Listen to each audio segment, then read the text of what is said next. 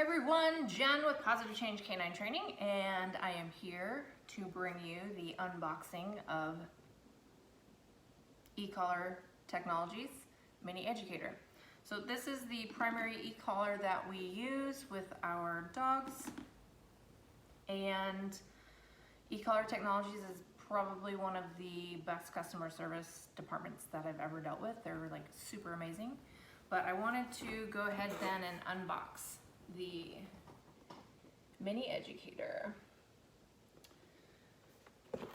Okay, so the standard color, if you're just gonna default color that you order, is yellow.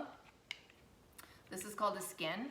What's really fun is you can change out the skin. So if you're just a little bored, or maybe it's getting a little, like worn and torn dirty, you got a new dog collar and you want it to match the color, you can do that. So this one, I've got a red one and a black one here. So we're gonna go ahead and unbox the black. So we're gonna pull everything out of the box, and then we'll get more specific about some of the functions. We'll go over the basics of what you need to know. So here we have one charging unit, two sections, one for the collar, one for the remote. And the fancy lanyard. You have the remotes. So a nice black color. Okay, so you can put the lanyard right on the bottom of the remote. It has one option. Some other options are, I just like a standard circle ring onto a carabiner, because then it can go on your leash, it can go on your belt, it's really kind of handy. That is my go-to. There's also an accessory that you can purchase. You see the remote here, there's a little nub that screws on or off, but screws on, and then you get a clip. And now you can clip that to your belt or to a dog leash or whatever you want. Like you can have like 4 in a row on there. So those are some different options in terms of carrying it around. Then we have the actual collar itself, or receiver.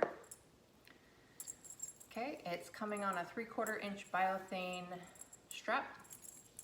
Lots of different holes, makes it very adjustable no matter what size dog you have. And it's just a standard buckle. So sometimes that buckle can get a little bit annoying. There's all this extra junk hanging off. You can loop it back and through. You can also cut it.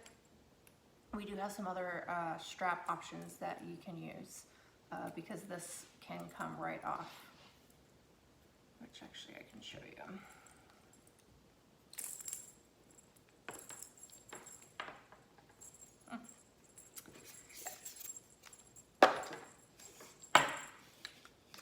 So this is actually the receiver. You can see it's got 3 areas where the strap loops through. So this is one option for a strap. We'll get into the other ones in a minute. Then what we've got are contact points. So you can see here, these are your standard short contact points for your shorter haired dogs. Here, see if I can balance. Longer contact points if they have longer fur. And if they've got really, really, really long hair, there is another accessory that you can purchase. I think it's called the 4-wing or 4-tip. But you can see this here. You can see how that is going to really dig underneath fur. So if you've got a shepherd, if you've got a husky, if you've got border collie, long hair dog, this allows so these are then the contact points. But this just goes, I'll show you that.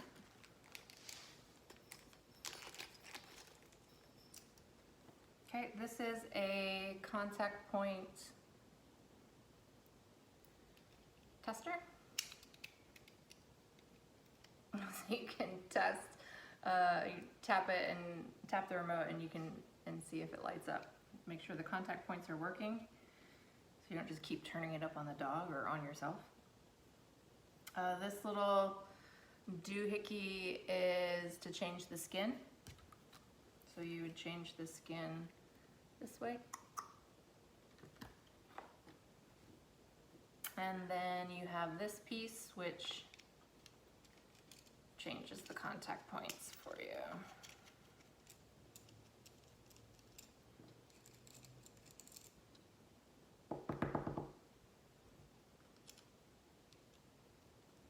Sometimes they get stuck in there. Okay, so if you're actually going to put this on here, it just slides over the screws, and then it comes with its own special screws to kind of screw on there. But it just goes on the same two areas that the contact points go on. Again, that is for long-haired dogs. I know it looks like a crazy device, but it is super effective for long-haired dogs. Okay, so let's put these back on there. All right, let's talk strap options. Okay, so again, it comes with the extraordinarily long buckle strap. Waterproof. All the pieces are waterproof, so if your dog likes to swim, not to worry. But you will want to make sure that if your dog does get wet, raining, thunderstorm, whatever, swimming, that you make sure you take off the collar and allow your dog to thoroughly dry, because you wouldn't want to like cause pressure sores from the friction from the wet fur, wet skin. So another option is just a cloth strap with a clicker, with like click, right? So e-collar actually sells these. I think they're like $5 in black or red, and then they're obviously then adjustable. So I have this for my smaller dog. So that is an option. Also, this is also a biothane strap, and it has like bungee cord. So what's nice about this is that you can just throw it over the dog and tighten it. This is tangled right now, but you get the idea. Here's one with the collar on. So collar's on, right? Boom, put it around. Boom. So this is nice because if your dog's exerting himself and like, so its neck's expanding, it'll expand with it a little bit. So it's nice for activity. And it's again also like super easy to take on and off, because the buckle can be cumbersome at times. All right, let's get specific here. So here's your remote. It is turned off right now. So you have a black and a red button. On the opposite side, you'll see a red dot. That is a magnet and how you turn it on and off. There's a T button. That's actually for vibrate. So you hit that for vibrate. On the back, there's an on-off button right here. It's also how you turn on the nightlight function. And then this changes momentary and continuous, but you shouldn't really mess with that button. And then you also have your charging port. So your charging port is right there. You just throw your thing there. And then on the back of the receiver, you can see the other charging port. And this is your serial number, so this is the number that you need to register your e-collar. So you want to make sure that you register. There's a postcard if you want to do snail mail. You get extra time on your hands. You can go online and do it. And the instruction booklet is also underneath there. So make sure we register that. And then on the other side of the e-collar, you can see that there's like a This is the light indicator, and then there's another red dot. But this is where you would charge it. So they will both be red, and then once they turn green, it means that they're fully charged. And I find that if my dogs are wearing their collars all day long, then you'll probably need to charge every 3 to 4 days. And I typically just charge at night, since obviously the dogs won't be wearing them at that point. My dogs at this point only wear when we go out in public, so my batteries, like as long as I remember to turn them on and off, my batteries tend to last a little bit longer.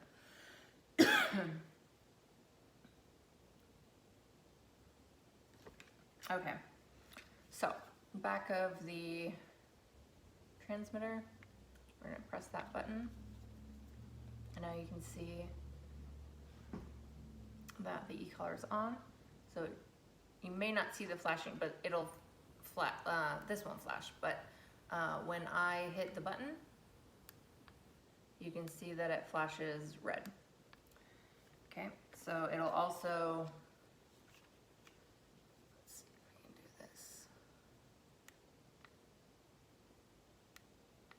We didn't turn this on, so it's not going to do it unless you turn both on. So this is on. We find that red magnet and this red magnet, and you marry them together. And now this is flashing green. Flash there. So now every time we're going to push a button, it'll hit red here and on the collar. Okay. So this does not have to be on in order to turn the collar on. So you, as long as, because these are magnets, so whether or not this is actually turned on yet doesn't matter. You can turn this on and off just by marrying the magnets together. Okay. This is the antenna. This is the remote. So you can see 0 to 100. So you have tons of different levels.